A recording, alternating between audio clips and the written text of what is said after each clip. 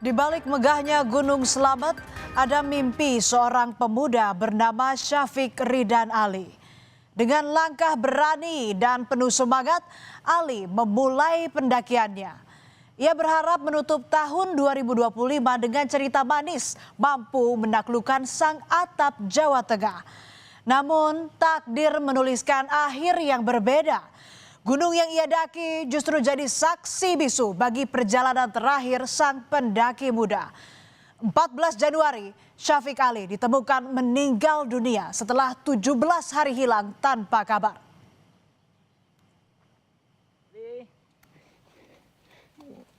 Ini ayah Ali. Di tengah belantara Gunung Slamet, suara Dani Rusman menggema terus memanggil lirih sang putra Syafiq Ridan Ali agar segera pulang. Dalam getir, ayah Ali berharap ada mukjizat yang membawa pulang anak terkasih.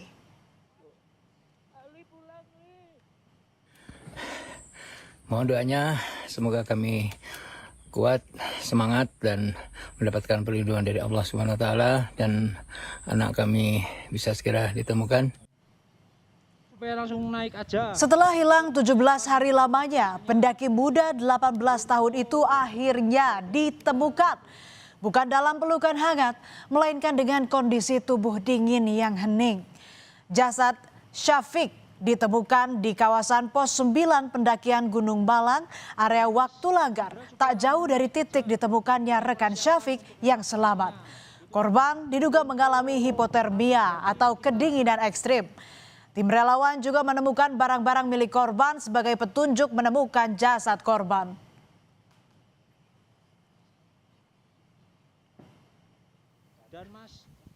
Setelah ditemukan, jasad Syafiq Ridan Ali segera dievakuasi. Proses evakuasi sempat tertunda 1 hari karena kendala cuaca buruk. Bahkan jalur rute evakuasi juga sempat berubah. Butuh waktu kurang lebih 15 jam untuk mengevakuasi jenazah dari lokasi penemuan ke base camp di Pajaya. Proses evakuasi tentu dilakukan dengan perhitungan matang mengingat medan yang terjal serta kondisi cuaca ekstrim di area Gunung Slamet.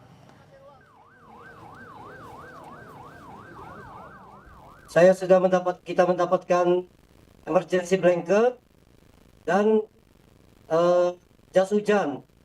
Di hari pertama pukul 1 hujan besar, angin kencang. Jadi operasi diputuskan untuk dihentikan di hari pertama tersebut.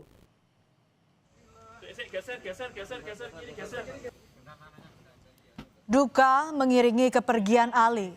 Setelah disemayamkan dan disolatkan, jenazah pendaki Syafiq Ridan Ali Razan diberangkatkan ke peristirahatan terakhir. Ali dimakamkan di pemakaman umum Sidotopo, Magelang, Jawa Tengah pada 16 Januari Jumat malam. Dengan hati-hati jasad Ali dikebumikan. Teriring doa dari keluarga yang dengan nanar berusaha ikhlas melepas kepergian Ali untuk selama-lamanya.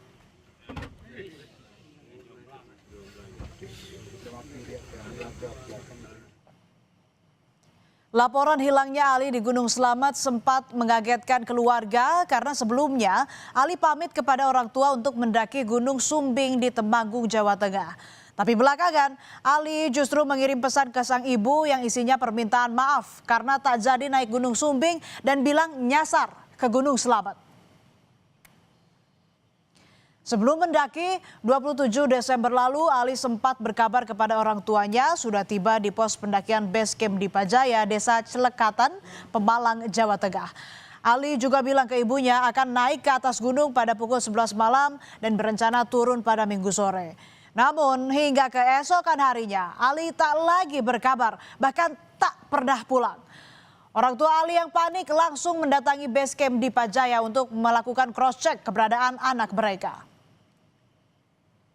Ya, dia baru 2 kali naik Gunung Andong, yang ini langsung ke Gunung Slamet. Memang pamitnya udah ke Gunung Slamet Ya, gitu? Gunung kan ke Gunung Sumbing pamitnya. Terus Sumbing, tetapi mungkin dia ada keinginan, memang pinginnya Gunung Slamet. Dia terus setelah sampai base camp, dia baru laporan ke bundanya, duh bun, aku kok kesasar ke Gunung Selamat.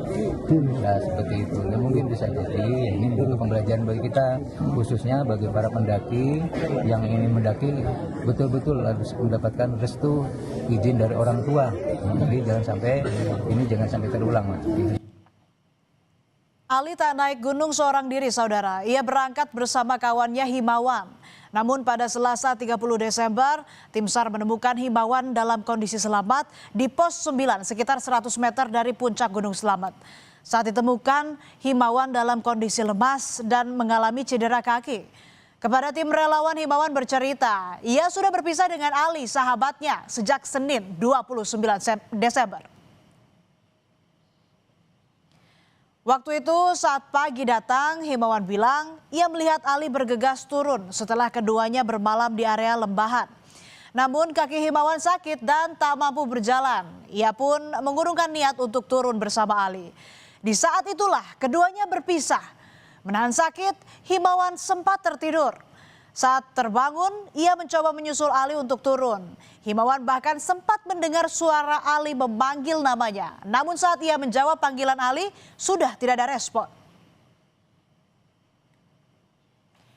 Hilangnya Ali di Gunung Selamat menggerakkan ratusan relawan serta tim SAR gabungan untuk terlibat dalam misi pencarian. Setelah 9 hari pencarian yang tak membuahkan hasil, operasi SAR pun ditutup pada 7 Januari. Namun pada 9 Januari, tim relawan memutuskan kembali bergerak mencari Ali. Hal itu didorong oleh rasa kemanusiaan sebab orang tua Ali masih bertahan di base camp di Pajaya meski operasi SAR dinyatakan ditutup. 14 Januari setelah berjibaku 17 hari, tim relawan berhasil menemukan jasad Ali di lereng puncak selatan antara jalur Gunung Malang dan Batu Raden.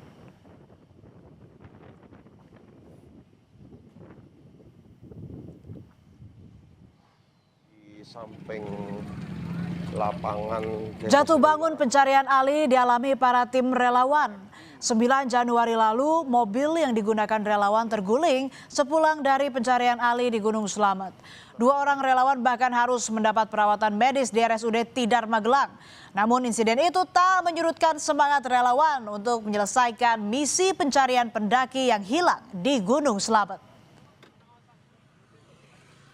Kita berangkat dari base camp di Bayana, dioper ke base camp mana jenengannya Bambangan.